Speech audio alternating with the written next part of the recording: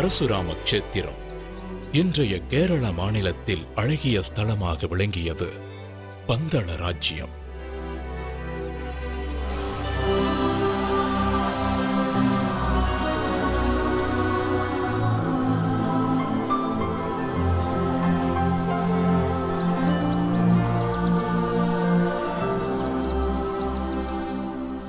வனங்கள் சூழ்ந்த பூமி. அன்றைக்கு காற்றிலேயே மலர்களின் வாசத்தோடு இசையும் கலந்திருந்தது.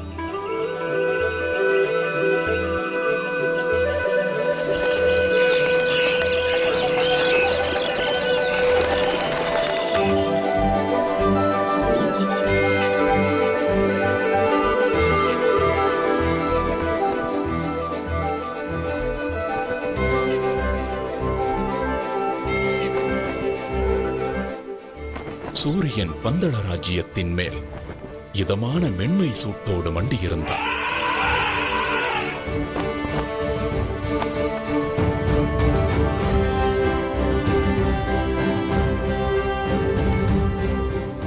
மன்னர் ராஜசேகரன் ஆட்சியில் பந்தள ராஜ்யமே சீரோடும் சிறப்போடும் இருந்தது.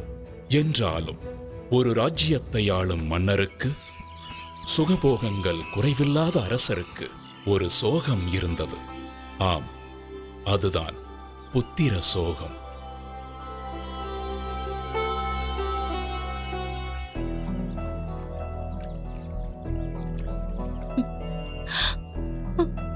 இதை எண்ணி தினமும் கண்ணீர் வடித்துக் கொண்டிருந்த மகாராணி கோப்பெரும் தேவிக்கு எப்படி ஆறுதல் சொல்வதென்றே தெரியாமல் தவித்தார் மன்னர் ராஜசேகரன்.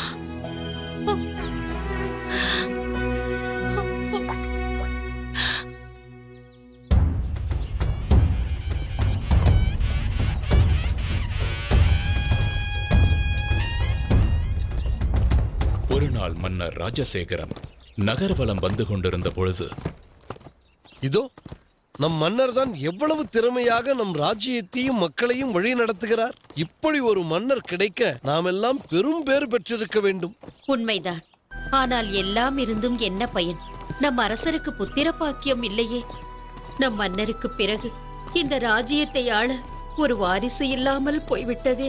இதை கேட்டதுமே மன்னர் பெருமான் மனம் நொந்து போனார். கடைசியாக கடவுளிடம் முறையிடுவதைத் தவிர அவருக்கு வேறு வழி ஏதும் தோன்றவில்லை.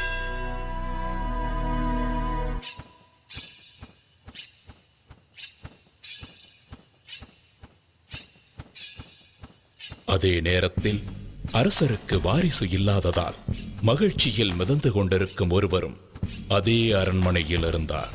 அவர்தான் பந்தள ராஜ்யத்தின் அமைச்சர்.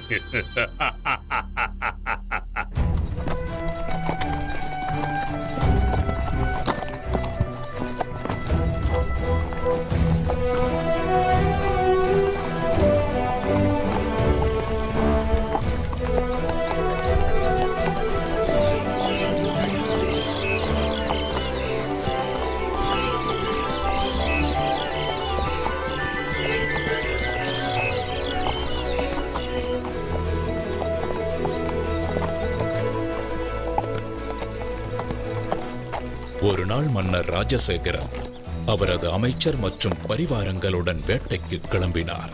அன்றைக்கு என்றுமில்லாத அதிசயமாக மனதில் அமைதி நிலவுவதையும் நெஞ்சம் மகிழ்ச்சி அடைவதையும் உணர்ந்தார்.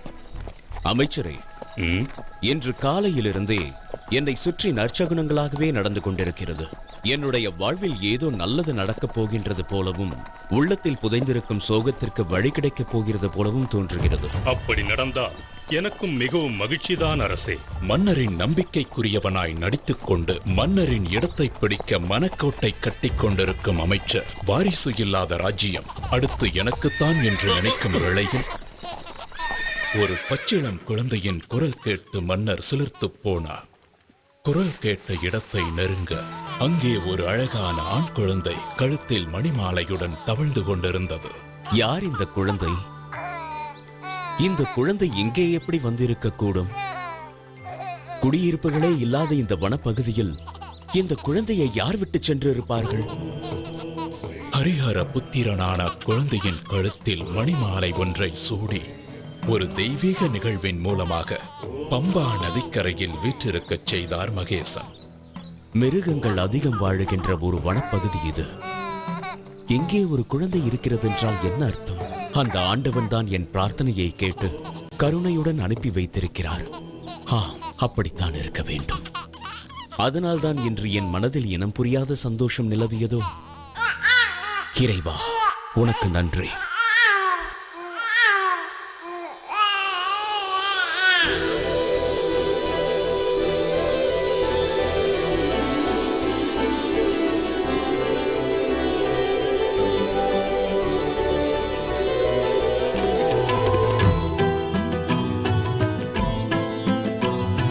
கலி காக்கும் ஒரு தெய்வம் ஐயப்பன் அவதாரம். கலி காக்கும் ஒரு தெய்வம் ஐயப்பன் அவதாரம் நிகழ்ந்தது பம்பை நதியோரம்.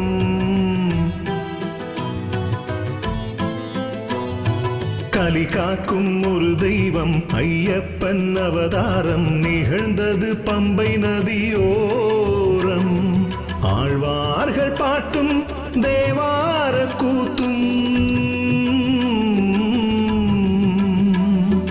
ஆழ்வார்கள் பாட்டும் தேவார கூத்தும் அரங்கேற்றி வைத்த அவதார ரூபம். விண்ணோர் வரம் மண்ணோர் தவம், விண்ணோர் வரம் மண்ணோர் தவம். ஐயன் வந்தான் ஆனந்தமே. கலி காக்கும் ஒரு தெய்வம் ஐயப்பன் அவதாரம் நிகழ்ந்தது பம்பை நதியோரம்.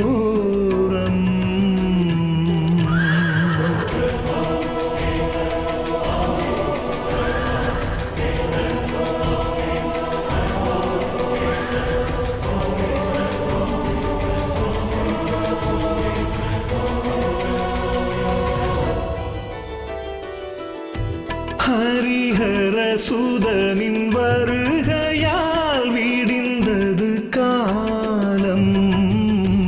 அவன் அருள் மகிமையினால் வாழும் இந்த ஞானம். கலியுக வரதன் தரிசனம் ஒரு முறை காணும். அடியவர் குடி விளங்கும் வாழ்வில் நன்மை சேரும். என்னை என் ஐயப்பன் திருவருள் முகமே இம்மைக்கும் மறுமைக்கும் வழி கூறிடுமே. என்னை என் ஐயப்பன் திருவருள் முகமே இம்மைக்கும் மறுமைக்கும் வழி கூறிடுமே. சரணாகதி எனும்போதிலே கருணாகரன் அருள் கூடுமே. ஐயன் வந்தான் ஆனந்தமே. நாட்டு மக்களுக்கோ நற்செய்தி. தமக்கு பரிசாக கிடைத்த குழந்தைக்கு மன்னர் வெகு விமர்சையாக பெயர் சூட்டு விழா நடத்தினார்.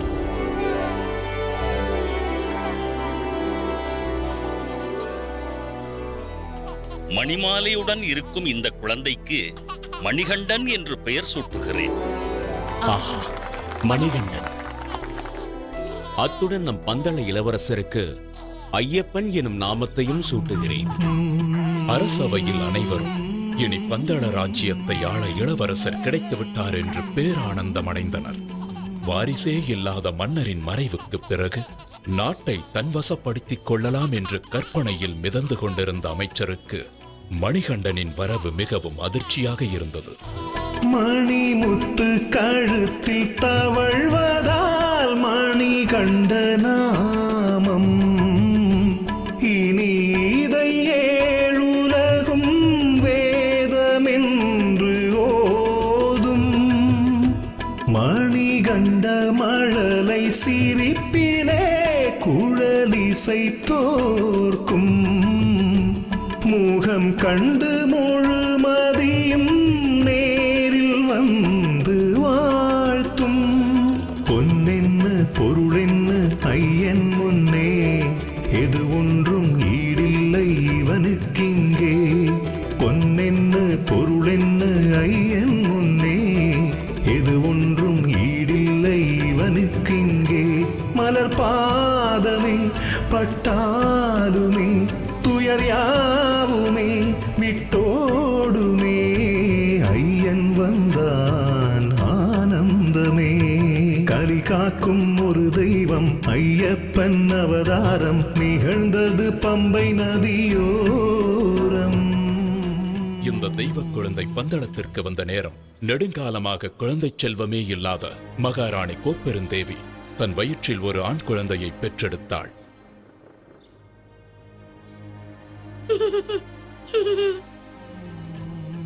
மணிகண்டனுக்கு கல்வி கற்கும் காலம் வந்துவிட்டது. அவனை குருகுலத்திற்கு அனுப்ப வேண்டும்.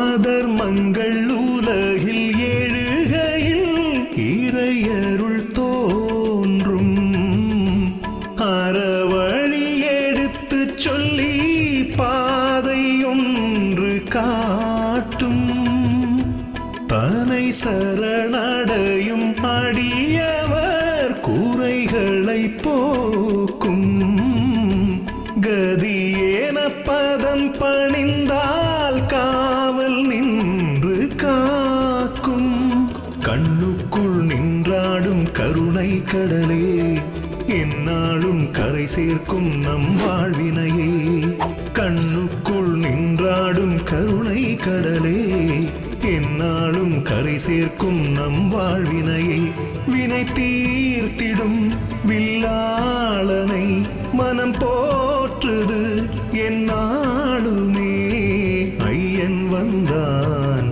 ஆனந்தமே கலி காக்கும் ஒரு தெய்வம் ஐயப்பன் அவதாரம் நிகழ்ந்தது பம்பை நதியோரம்.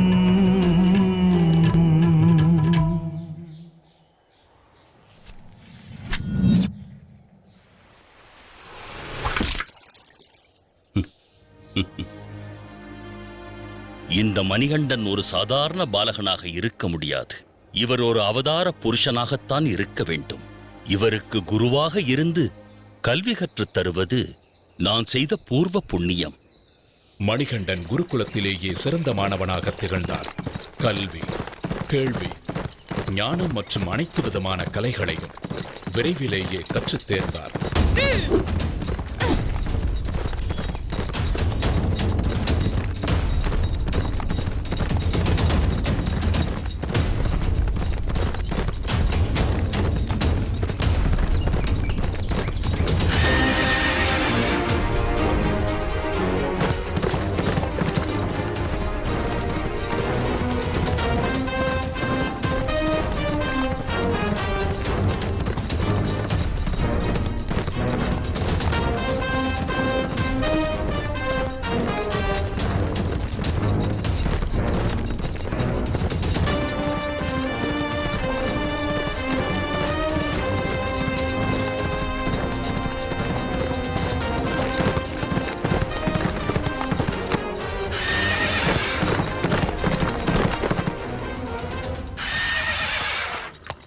மணிகண்டன் அரசகுமாரர்களுக்கு தேவையான அனைத்து ஆயுத பயிற்சிகளையும் அஸ்திர வித்தைகளையும் சத்துருக்களை அழிப்பதற்கும் தைரியமாக எதிர்கொள்வதற்கும் உதவும் களரி, அபியாயசம் போன்ற கலைகளையும் கற்றுத் தேர்ந்தார்.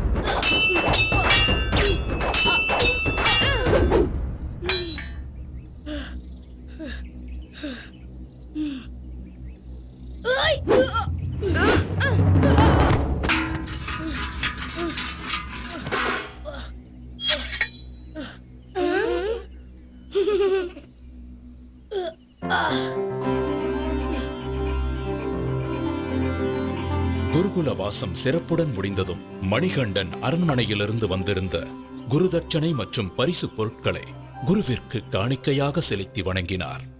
குருவே, தாங்கள் திருவருளால் நான் நிறைந்த கல்வியையும் சகலவிதமான கலைகளையும் கற்றுக்கொண்டேன். இந்த பரிசு பொருட்களை தவிர குருதட்சணையாக வேறு ஏதாவது வேண்டுமென்றால் கேளுங்கள். மணிகண்டா, எனக்கு தாங்கள் கொடுத்த இந்த பரிசு பொருட்களுக்கு நன்றி. ஆனால் இவைகளின் மீது எனக்கு பற்றில்லை. என் மனதை ஆறாத துயரம் ஒன்று வாட்டுகிறது. அதை தாங்கள்தான் போக்க வேண்டும். குருவே, தங்கள் மனதை ஆட்கொண்டிருக்கும் துயரம் என்ன என்பதை நான் அறிவேன். அந்த துயர் துடைக்கும் சரியான தருணமும் இதுவே. பிறவியிலேயே வாய்ப்பேச முடியாத தங்களுடைய மகனை என் முன்னே அழைத்து வாருங்கள். நான் சொல்லாமலேயே என் மனக்குறையை அறிந்து கொண்டாரே, இதுதான் கடவுளின் சித்தமோ?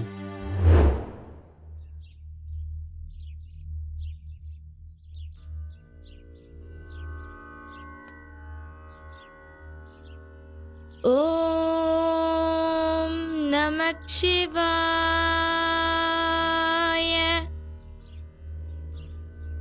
ஓம் நமோ நாராயணாய. எங்கே சொல் பார்க்கலாம். ஓம் நம சிவாய. அப்படித்தான், பேசு. ஓம்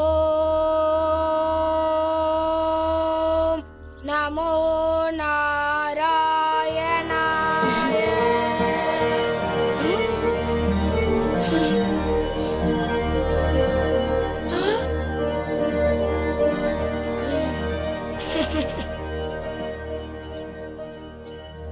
செயற்கரிய இந்த அற்புத செயலை நிகழ்த்திய நீங்கள் சாதாரண மணிகண்டன் அல்ல.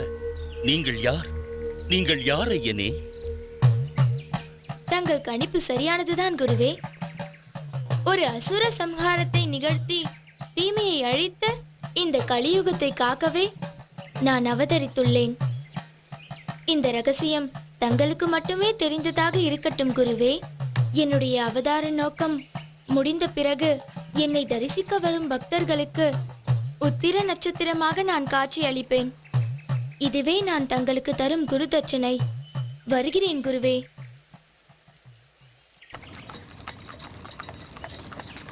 குருகுல வாசம் முடிந்து அரண்மனைக்கு திரும்பிய மணிகண்டனை ஆனந்த கண்ணீருடன் மகாராணி வரவேற்றார்.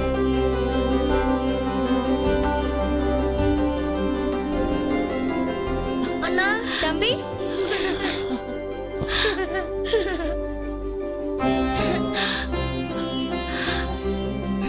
மணிகண்டா, என் குழந்தைதான் எவ்வளவு வளர்ந்து விட்டான். எத்தனை அழகாக இருக்கின்றான்.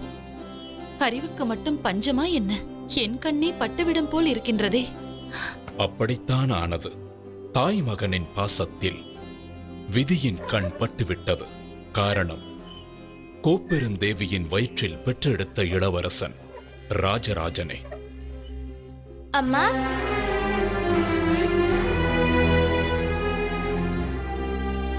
இதனை கண்ட வஞ்சக எண்ணம் கொண்ட அமைச்சர் பெருமகிழ்ச்சி அடைந்தார். காரணம், துஷ்ட எண்ணம் கொண்ட அமைச்சர் தெய்வீக தன்மை கொண்ட ஐயப்பனை நெருங்கும் போதெல்லாம் இனம் புரியாத மனசஞ்சலம் அடைந்தார். தான் அரியணை ஏறும் வாய்ப்பு பறிபோய் விட்டாலும் மணிகண்டன் அரியணை ஏறக்கூடாது என்பதில் உறுதியாக இருந்தார். அதற்காக பல சதித்திட்ட வேலைகளில் ஈடுபட்டார்.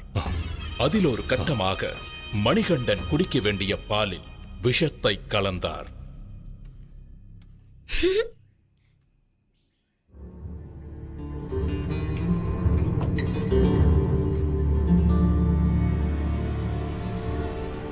அந்த விஷம் கலந்த பாலை குடித்த மணிகண்டன் மயக்கமடைந்தார். அம்மா.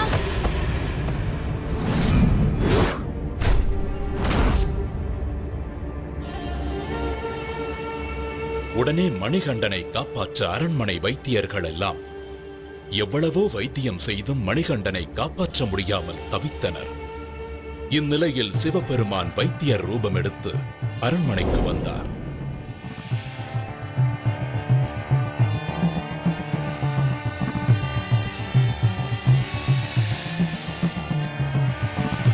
மணிகண்டன் உடம்பில் உள்ள விஷத்தை தன் கழுத்தில் உள்ள சர்பத்தை கொண்டு உறிஞ்சி எடுத்து பூரண குணமாக்கினான்.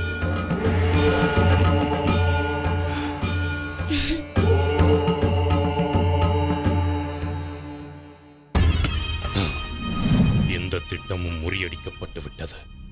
நான் வேறு ஒரு திட்டத்தை யோசிக்கிறேன். இதற்கிடையில் மன்னர் ராஜசேகரன் ஐயப்பனுக்கு இளவரசராக முடிசூட்ட ஏற்பாடு செய்ய திட்டமிட்டுக் கொண்டிருந்தார். ஆன்றோர் பெருமக்களே, நான் ஓய்வு பெறும் காலம் நெருங்கிவிட்டது என்பது தாங்கள் அனைவரும் அறிந்த ஒன்றே. ஆகவே மணிகண்டனுக்கு பட்டத்து இளவரசராக முடிசூட்ட ஏற்பாடு செய்திருக்கிறேன். அப்பொழுதுதான் சிறிது காலத்திற்கு பிறகு அவர் மன்னராக அரியணை ஏற ஏதுவாக இருக்கும்.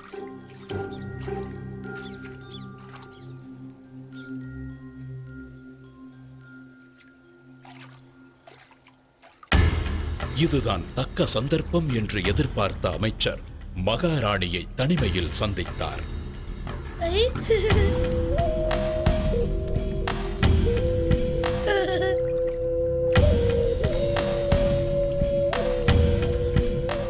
வணங்குகிறேன் மகாராணி. என்ன அமைச்சரே இந்த நேரத்தில்? தங்கள் அனுமதியின்றி அந்தப்புரத்திற்கு வந்தமைக்கு என்னை மன்னிக்க வேண்டுகிறேன். விஷயம் சற்று விபரீதமானது. அதனால்தான் இந்த நேரத்தில் இங்கு வரவேண்டியதாயிற்று. இருக்கட்டும், அப்படி என்ன விஷயம் அமைச்சரே? சில காலமாக தங்கள் மனதை உறுத்திக் கொண்டிருக்கும் சங்கடத்தை நான் அறிவேன். இனி இந்த ராஜ்யத்தை ஆள்வதற்கு உங்களுக்கென்று பிறந்த மகன்தானே உண்மையான அரச வாரிசு. அவனை அன்றி வேறு யாரும் உரிமை கொள்வது என்ன நியாயம்? ஜாக்கிரதையாக இருந்து கொள்ளுங்கள். நான் வருகிறேன் மகாராணி.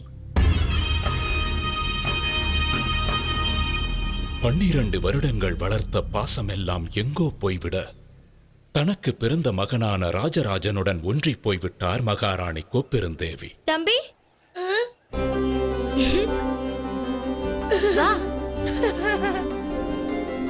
அண்ணா,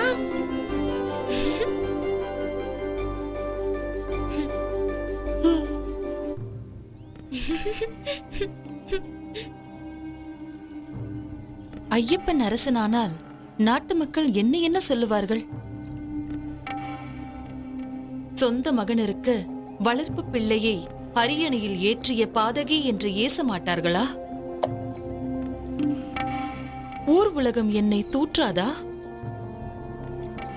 ஆம், இதை இப்படியே விட்டுவிடக்கூடாது. என் மகன்தான் அரசாள வேண்டும். இதை பற்றி மன்னரிடம் பேச வேண்டும். தக்க சமயத்தை எதிர்பார்த்து காத்துக் கொண்டிருந்த மகாராணி ஒரு நாள் மன்னர் ராஜசேகரனிடம் தன் வயிற்றில் பிறக்காத ஐயப்பனுக்கு எப்படி இளவரசராக முடிசூட்டுவது? மாறாக தான் பெற்றெடுத்த மகனான ராஜராஜனுக்கே இளவரசராக முடிசூட்ட வேண்டும் என்று கேட்டார். என்ன உளறுகிறார்? உனக்கென்ன புத்தி பேதளித்து விட்டதா?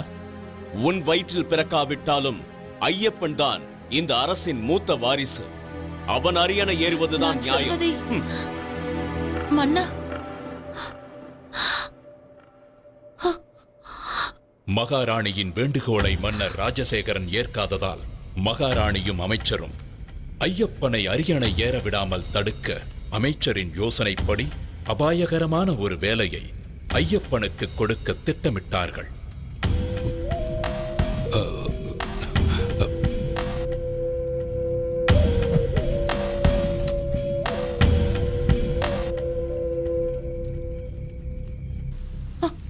அதற்காக கோப்பெருந்தேவி பொய்யாக தலைவலி வந்தது போல் ஐயோ அம்மா, வலி தாங்க முடியவில்லையே. மன்னா, வலி தாங்க முடியவில்லை, வலிக்கின்றது. அரசே, நம் மகாராணிக்கு ஏற்பட்டிருக்கும் இந்த தலைவலியை போக்க புலிப்பாலை கொண்டு வந்தால் மட்டுமே குணப்படுத்த முடியும். அதனுடன் என்னிடம் உள்ள மூலிகைகளை போட்டு நான் ஒரு மருந்து தயாரித்து தருகிறேன். அதுவே குணமடைய செய்யும். அப்படியா? புலிப்பாலை எப்படி பெறுவது? யார் கொண்டு வருவார்கள்?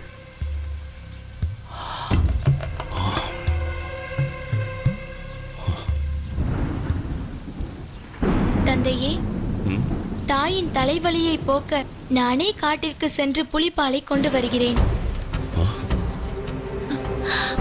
தந்தையே, பயப்பட வேண்டாம். என்னை காட்டிற்கு செல்ல அனுமதியுங்கள்.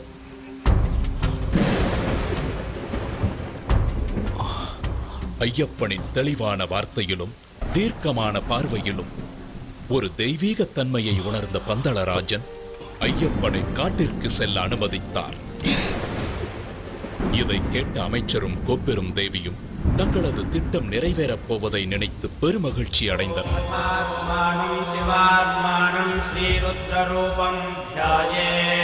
சிவபக்தரான மன்னர் ராஜசேகரன் ஐயப்பனை வழி அனுப்பும் முன் ஈசனை வழிபட்டு முக்கண் தேங்காய் ஒன்றை இறை கடாட்சமாக எடுத்து ஐயப்பன் கொண்டு செல்ல கொடுத்தார்.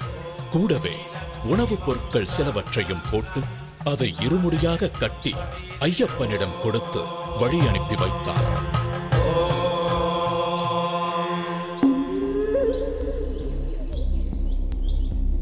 இந்த ஹரிஹர சுதனான மணிகண்டனின் அவதாரம் நிகழ்ந்ததே ஒரு அசுர சம்ஹாரத்தை நடத்துவதற்காகத்தான். இப்படி ஒரு தெய்வ குழந்தையின் வரவுக்கு காரணம் அரக்கி மகிஷமுகி.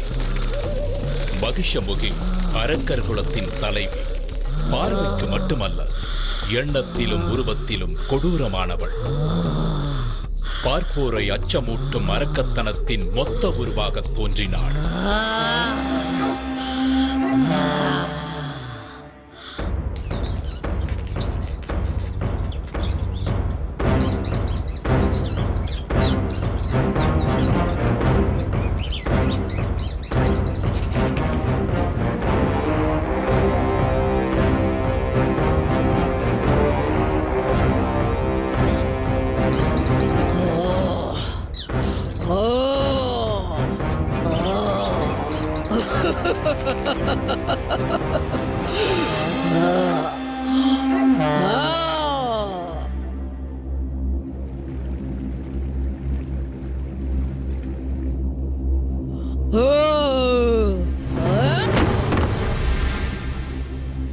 அப்படிப்பட்ட அரக்கி மகிஷமுகியே ஒரு சமயம் பயத்தில் நடுங்கிக் கொண்டிருந்தாள் என்றால் என்ன சொல்வது? காரணம், அரக்க பிரதிநிதிகள் ஒவ்வொருவராக மாய்ந்தனர். அவ்வாறு வீழ்ந்தவர்களில் முக்கியமானவன் மகிஷியின் அண்ணன் மகிஷாசுரன். எனவே அதற்கு பழி தீர்க்க தன் பலத்தை பெருக்கிக் கொள்ள முடிவெடுத்தான். ஓம் பிரம்மதேவாய நமः. அண்ணனின் முடிவு தனக்கும் நேராமல் இருக்க பிரம்மதேவனை நோக்கி கடும் தவம் புரிந்தாள். அதற்காக தன்னை சுற்றி அக்னி வளர்த்து அனல் பறக்கும் நெருப்பின் நடுவிலிருந்து தவம் புரிந்தாள். அவளது நோக்கம் உறுதியாக இருந்தது. அழிவே இல்லாத தேவர்களைப் போலவே அரக்கர்களும் நெடுங்காலம் வாழ வேண்டும். அதன் பிறகு தேவர்கள் அனைவரும் அழிவதை பார்த்து ஆனந்தப்பட வேண்டும் என்று நினைத்தாள் மகிஷமுகி. அவள் எதிர்பார்த்தது போலவே நடந்தது. அவளது கடும் தவத்தால் ஏற்பட்ட வெப்பம் பிரம்மலோகத்தையே தாக்க பிரம்மதேவரே மகிஷமுகியின் எதிரே தோன்றினார்.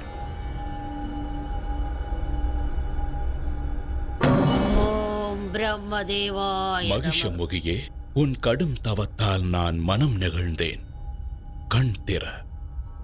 வணங்குகிறேன் நான் முகனே. என் வேண்டுதலுக்கு இணங்கி என் முன் காட்சி தந்தமைக்கு நன்றி. நல்லது மகிஷமுகி, உனக்கு வேண்டிய வரத்தை கேள். பிரம்மதேவனே, தேவர்களைப் போல எனக்கும் சாகா வரம் வேண்டும். அப்படி ஒரு வரத்திற்கு சாத்தியமே இல்லை. இறப்பை யாராலும் தவிர்க்க முடியாது. இறப்பு என்பது இயற்கையின் நியதி. ஆனால் உனக்கு ஒரு சலுகை காட்டுகிறேன். நீ எப்படி யாரால் இறக்க வேண்டும் என்று நினைக்கிறாயோ அந்த வகையில் உனக்கு மரணம் சம்பவிக்க நான் வரம் தருகிறேன். பிரம்மதேவா, நீர், நிலம், நெருப்பு, காற்று மற்றும் எந்த விதமான நோயாலும் ஆயுதத்தாலும் எனக்கு மரணம் ஏற்படக்கூடாது. பஞ்சாச்சரத்தினாலான சிவனுடைய அம்சமும் அஷ்டச்சரத்தினாலான விஷ்ணுவின் அம்சமும் சேர்ந்த ஒரு பிறவியால் தான் எனக்கு மரணம் சம்பவிக்க வேண்டும். அப்படி கடவுள் அம்சமாக பிறக்கும் ஒரு மானுட பிறவியும் ஒரு பாலகனாகத்தான் இருக்க வேண்டும். நீ விரும்பிய வரத்தை உமக்கு அளிக்கிறேன் மகிஷமுகி. ஆயுஷ்மான் பவ. தன்னுடைய விதியை தானே நிர்ணயம் செய்து கொண்ட சந்தோஷத்தில் தேவர்களையும் ரிஷிகளையும் முனிவர்களையும் சித்திரவதை செய்து வதம் செய்ய தொடங்கினாள். ஓம் நம சிவாய. ஓம் நம சிவாய. ஓம் நம சிவாய. ஓம் நம சிவாய. ஓம் நம சிவாய. ஓம் நம சிவாய. ஓம் நம சிவாய.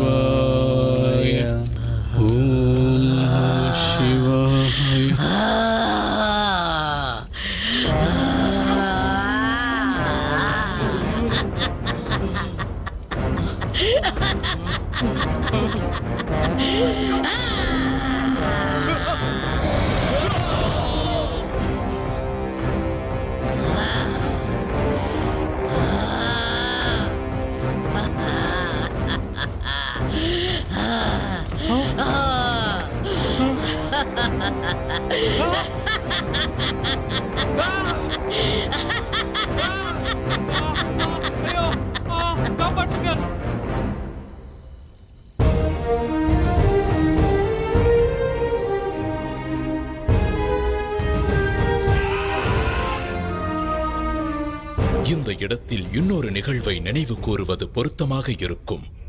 ஒரு முறை இந்திரன் ஐராவதத்தின் மீது பவனி வரும்போது துர்வாச முனிவர் எதிர்பட்டார். தேவாதி தேவா, மகாவிஷ்ணுவின் பத்னி மகாலட்சுமி ஆசியுடன் அளித்த இந்த மலர் மாலையை உனக்கு பரிசாக அளிக்கிறேன். இதை ஏற்றுக்கொண்டு வளம் பெறுவாயாக.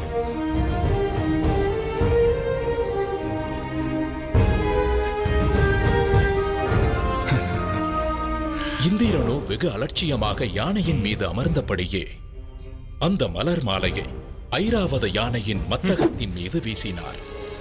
ஐராவதமோ அவருக்கு மேல் திமிர் பிடித்ததாக இருந்தது. தன் தும்பிக்கையால் அந்த மலர் மாலையை எடுத்து கீழே வீசி தன் முன்னங்கால்களால் அதை மிதித்து சிதைத்து சின்ன பின்னமாக்க செய்தது. என்ன காரியம் செய்தாய் இந்திரனே? இனி நீயும் உன் தேவர் கூட்டமும் மனிதர்களைப் போலவே முதுமை அடைந்து அவதிப்படுவீர்கள்.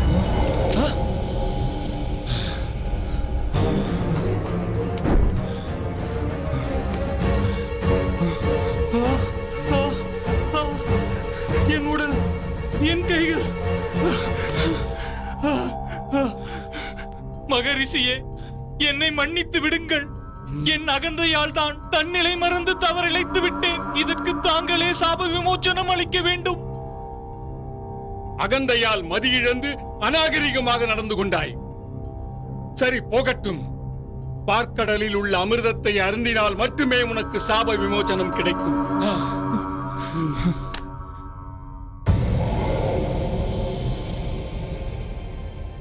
இதற்கிடையில் மகிஷமுகி இந்திராதி தேவர்களுடன் சண்டையிட்டு இந்திரலோகத்தையும் கைப்பற்றிக் கொண்டாள்.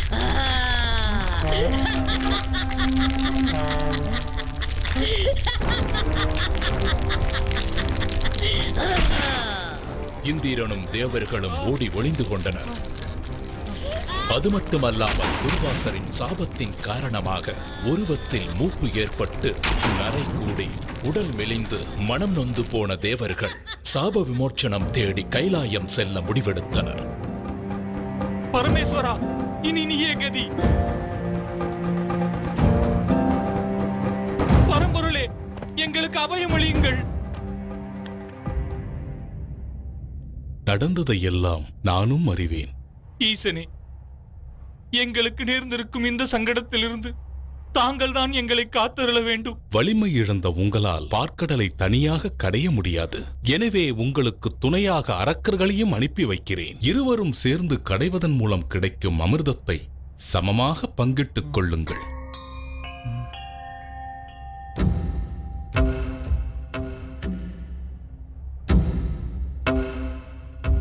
எனது ஆணைப்படி நீங்களும் தேவர்களுடன் சென்று பார்க்கடலை கடையுங்கள். உத்தரவு ஈசனே. தங்கள் வலிமை அனைத்தையும் ஒன்று கூட்டி தேவர்களும் அரக்கர்களும் மேருமலையால் பார்க்கடலை கடைந்தனர்.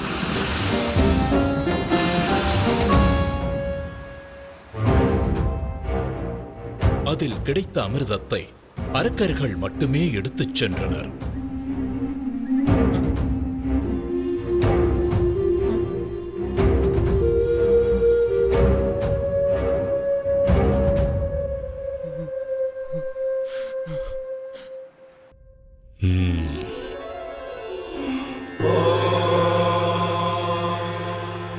சக்கரதாரியே, இனி தங்களின் லீலையை தொடங்கலாம்.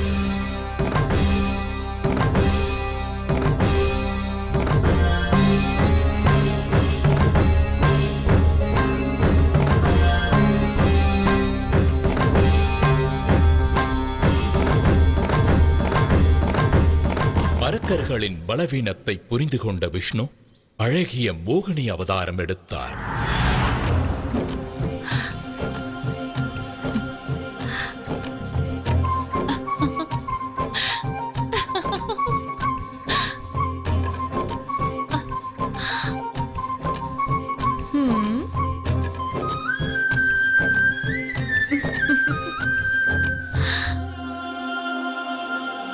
தன் பேரழகால் அரக்கர்களை மதிமயங்கச் செய்தார்.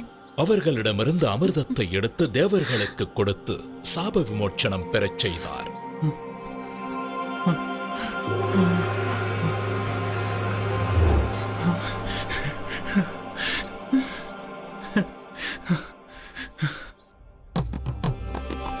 அழகிய மோகினியின் வரவே ஒரு புதிய அவதாரத்தின் நோக்கம்தான் என்பதை உணர்ந்திருந்த சிவபெருமான் மோகினியை நேரில் கண்டார்.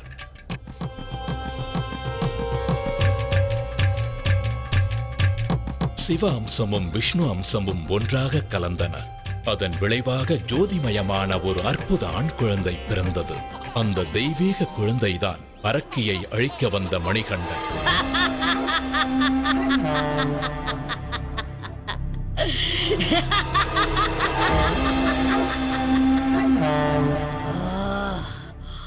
தேவர்களின் தந்திரத்தால் தன் இன மக்களுக்கு அமிர்தம் மறுக்கப்பட்டதையும் அது மொத்தமும் தேவர்களுக்கே போய் சேர்ந்ததை அறிந்து மேலும் உக்கிரமானாள். இதனால் மகிஷமுகி காட்டில் இருந்த முனிவர்களை முன்பை விட கொடூரமாக துன்புறுத்தினாள்.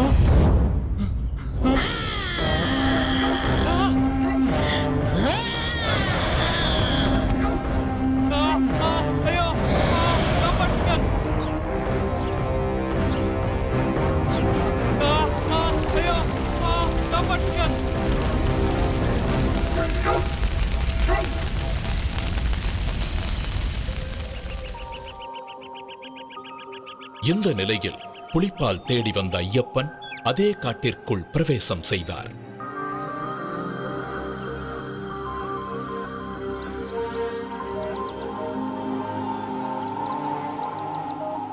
ஒளியே புக முடியாத காட்டிற்குள் சூரியன் நுழைந்தது போலிருந்தது ஐயப்பனின் வருகை.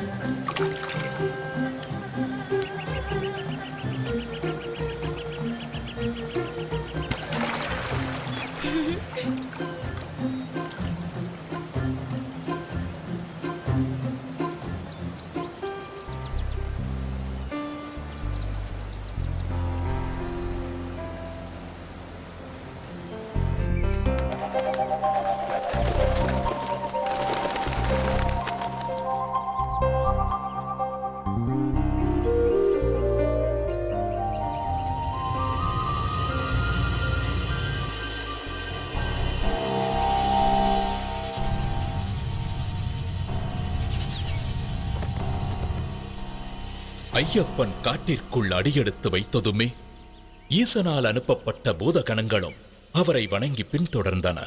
தேவேந்திரன் தலைமையில் தேவர்களும் ஐயப்பனுக்கு துணையாக வந்தனர். ஐயப்பனின் வருகையை அறிந்து கொண்டாள் மகிஷமுகி. ஐயப்பனை அழிக்க நினைத்து யுத்தத்திற்கு தயாரானாள். தன்னை எதிர்க்க ஒரு பாலகன் வந்திருப்பதைக் கண்டு சிரித்தாள் மகிஷமுகி.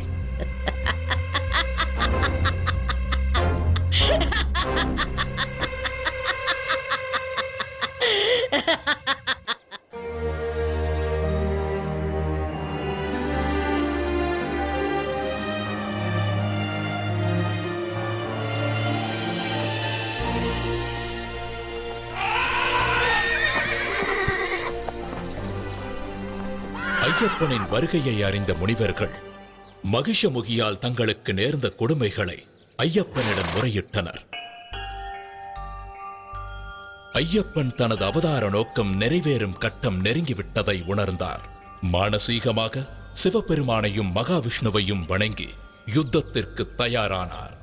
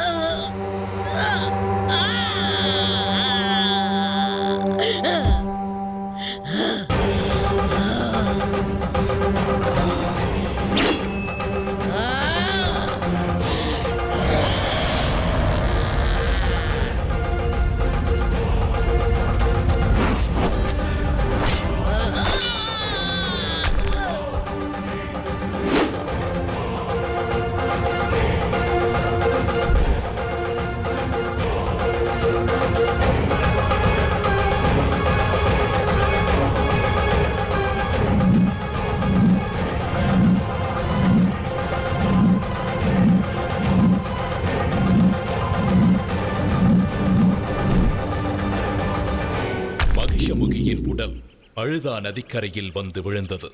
அவள் மீண்டும் எழும் முன் ஐயப்பன் மகிஷமுகியின் முதுகின் மேல் ஏறி கோர தாண்டவமாடி அவளை அழித்தார்.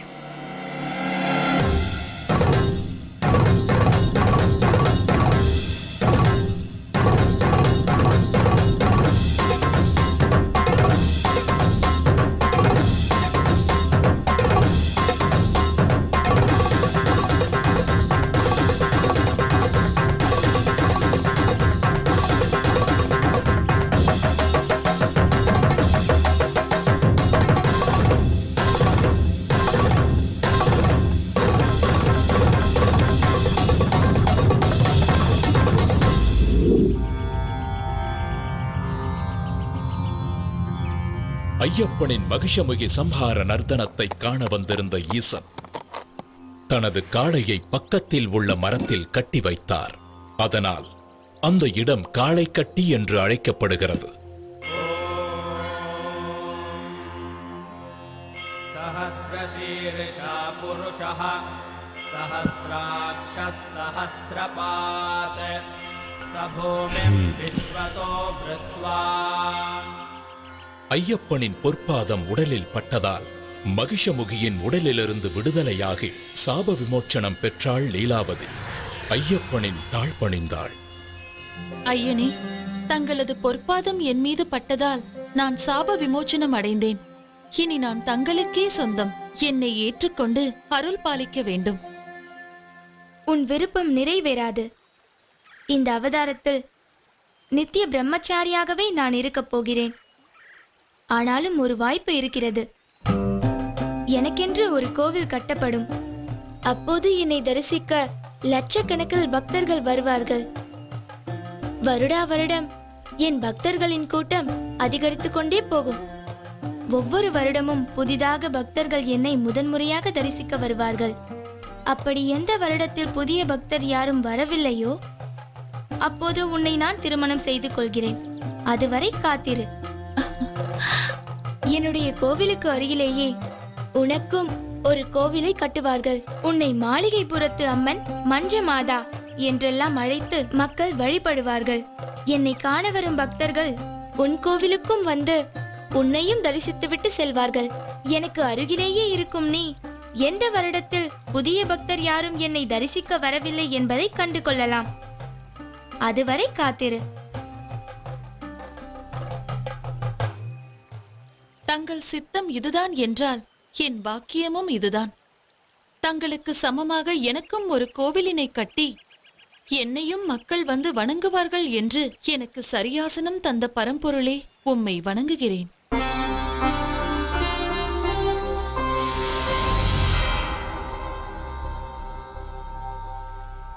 மகிஷ சம்ஹாரம் முடிந்த பிறகு ஐயப்பனை அழைத்தார் பரமேஸ்வரன். மகனே, உன் பிரிவால் வாடிக்கொண்டிருக்கிறான் மன்னன் ராஜசேகரன். அவனை ஆட்கொண்டு முக்தி அளிக்க வேண்டும். அத்துடன் நீலிமலையில் சபரி என்ற பக்தை உன் தரிசனத்திற்காக காத்துக் கொண்டிருக்கிறாள். அவளுக்கு அருள் செய்து மோட்சம் அளிக்க வேண்டியது உனது கடமை. இதனால் அந்த பக்தையின் நினைவாக அந்த மலைக்கு சபரிமலை என்றே பெயர் வழங்கப்படும். அது மட்டுமன்றி அந்த சபரிமலையிலேயே உனக்கு கோவில் கட்டப்படும். ஆயுஷ்மான் பவ. மகிஷமுகியின் உடல் உயிரற்றதாக இருந்தாலும் மலை போல் வளர்ந்தது. அப்படியே போனால் சூரிய சந்திரனையும் மறைத்துவிடும் என்று தோன்றியதால் ஐயப்பன் மகிஷமுகியின் உடலை பாதாளத்தில் தள்ளி கற்களால் மூடினார்.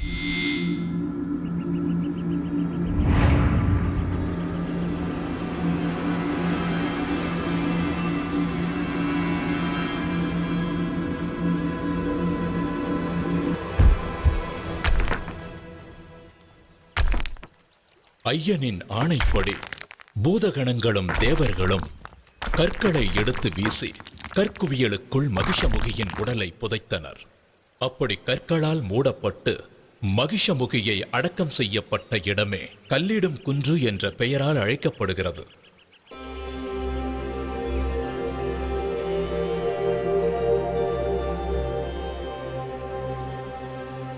இந்திராதிபதியே, இந்த சம்ஹாரத்தை முடித்த எனக்கு இன்னொரு கடமையும் இருக்கிறது. என் தாய் அங்கே கடும் தலைவலியால் துடித்துக் கொண்டிருக்கிறார். அதை தீர்ப்பதற்கான புலிப்பாலை பெறவே நான் இங்கு வந்தேன். இது என் மீது அளவற்ற பாசம் கொண்டிருக்கும் என் இரு கண்களையும் போன்ற தாய்க்கும் தந்தைக்கும் நான் ஆற்ற வேண்டிய கடமையாகும். எனவே புலிப்பாலை பெற தாங்கள்தான் எனக்கு உதவ வேண்டும். நிச்சயமாக எம்பெருமான் பரமேஸ்வரன் கட்டளைப்படி நான் பெண் புலியாக மாறி பால் சுரந்து தருகிறேன். ஆனால் நீங்கள் இந்த குவளையை கொண்டு போய் மகாராணியிடம் கொடுத்து இந்தாருங்கள் புலிப்பால், உங்கள் தலைவலி தீர இதிலிருந்து மருந்து தயாரித்துக் கொள்ளுங்கள் என்று சொன்னால் அவர்கள் நம்ப வேண்டுமே. அதனால் நானும் உங்களுடன் வருகிறேன். என் மீது ஏறிக்கொள்ளுங்கள். அரசவையில் நாம் நுழைந்தால் நீங்கள் கொண்டு வந்திருப்பது புலிப்பால் தான் என்பது ஊர்ஜிதமாகிவிடும்.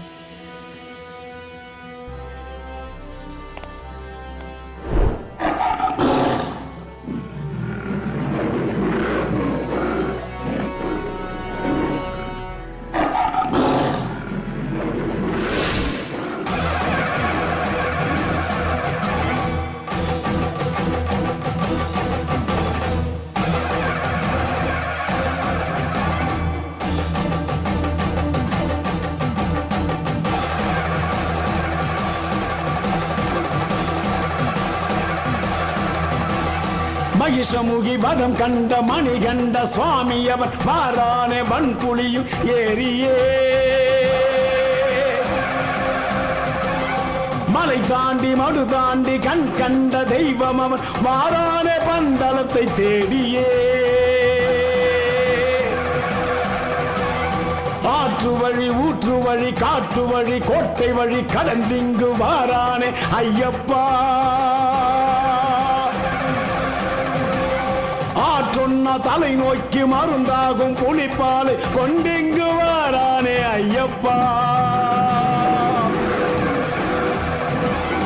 நடையதிர படையதிர எத்திசையும் அதிர குடியதிர குளம் அதிர கொற்றவனும் அதிர பரம்பொருளை இறை அருளை அரசி மனம் அறிய தவறுணர தலை கவிழ தண்டமிட்டு பணிய பந்தளமும் பணிய வந்த செயல் முடிய மணிகண்ட அவதார நோக்கமது நிறைய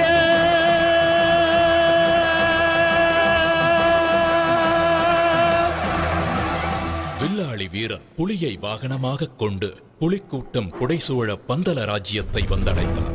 அரசவையில் இருந்த அனைவரும் சீறி பாய வேண்டிய புலிகள் மென்னடை போட்டு வரும் இயற்கைக்கு முரணான சம்பவத்தைக் கண்டு வியந்து நின்றார்கள். புலிப்பால் தேடச் சென்ற ஐயப்பன் இனி திரும்பி வரமாட்டான் என்று திடமாய் நினைத்திருந்த அமைச்சர் திடுக்கிட்டார்.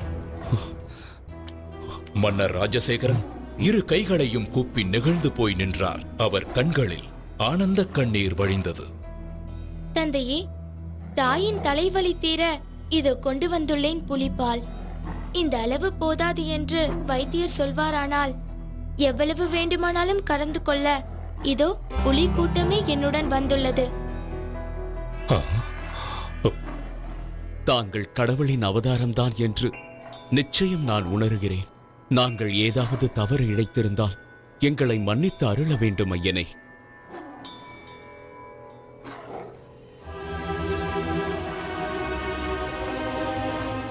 மகாராணி, உன்னுடைய தலைவலியை போக்க புலிப்பாலுடன் வந்திருக்கும் நம் மணிகண்டனை பார்.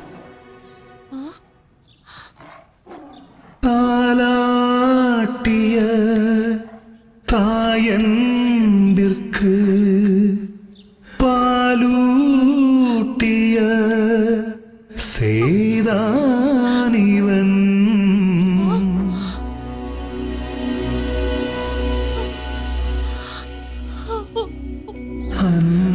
அன்னைக்கெல்லாம் அன்னை ஐயன். என்னை மன்னித்து விடுங்கள் ஐயனே. நீங்கள் ஒரு தெய்வ குழந்தை என்ற உண்மையை என் பேராசையால், என் அகம்பாவத்தால் நான் அறிந்து கொள்ளாமல் போனேன். என்னை ரட்சித்து அருள்வாய் மகனே, என்னை ரட்சித்து அருள்வாய். தாயே, தாங்கள் போய் என் காலில் விழலாமா? என்னை பெறாவிட்டாலும் என்னை வளர்த்து ஆளாக்கிய அன்பு தாய் நீங்கள். என் அவதாரத்தின் நோக்கம் நிறைவேற உதவியவர் நீங்கள். இப்படி ஒரு வாய்ப்பிற்காக என்னை 12 வருடங்கள் வளர்த்த உங்கள் அன்பிற்கும் பாசத்திற்கும் என்ன கைமாறு செய்ய போகிறேன்? எனக்கு வாழ்வழித்த தெய்வம் அல்லவா நீங்கள்? சரி ஐயப்பா, உன் அவதார நோக்கம்தான் முடிந்து விட்டதே. இனி எங்களுடனே இருந்து விடேன். இல்லை அம்மா, இந்த அவதாரத்தில் நான் ஆற்ற வேண்டிய கடமை இன்னொன்றும் இருக்கிறது. அது கலியுகத்தில் மக்களை நல்வழிப்படுத்த வேண்டிய முக்கிய கடமை. எனக்கென்று ஒரு இருப்பிடத்தை அமைத்துக் கொண்டு நான் அங்கேயே தங்கி பக்தர்களுக்கு அருள் பாலிக்க விரும்புகிறேன். தந்தையே, உங்கள் ராஜ்யத்திற்குட்பட்ட எல்லையில் ஓர் இடம் கொடுங்கள். அங்கே நான் தங்கியிருந்து மக்களின் துயர் துடைப்பேன். ஐயனே, தங்களுக்கு எங்க இடம் வேண்டுமோ, எவ்வளவு இடம் வேண்டுமோ எடுத்துக் கொள்ளுங்கள்.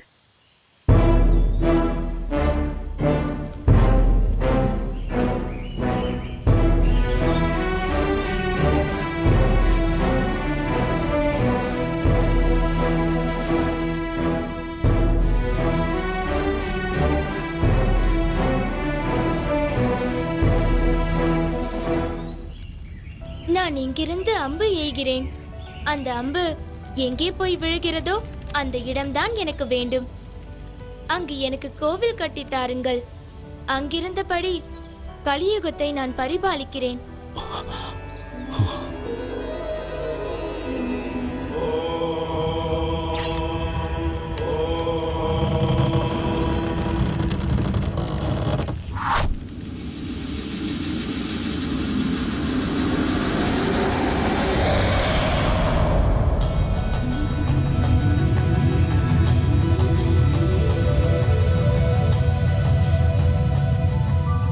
அந்த அம்பு விழுந்த இடம்தான் சபரிமலை. இந்த சபரிமலையில்தான் இன்றும் கலியுகத்தின் கண்கண்ட கடவுளாக கருணாமூர்த்தியாக திகழ்கிறார் சபரிமலை ஐயப்பன்.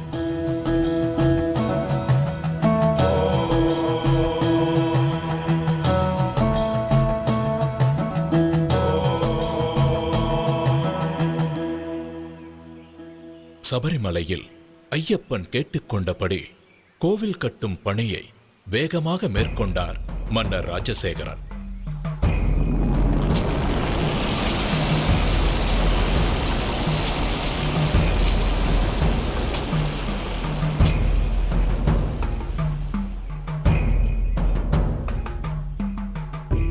அந்த கோவிலில் வாழ்க்கையின் தத்துவங்களை விளக்கும் விதமாக 18 படிகளையும் அமைத்தார். இந்த 18 திருப்படிகளும் 18 மலைகளையும் 18 கடவுள்களையும் 18 தத்துவங்களையும் குறிக்கின்றன.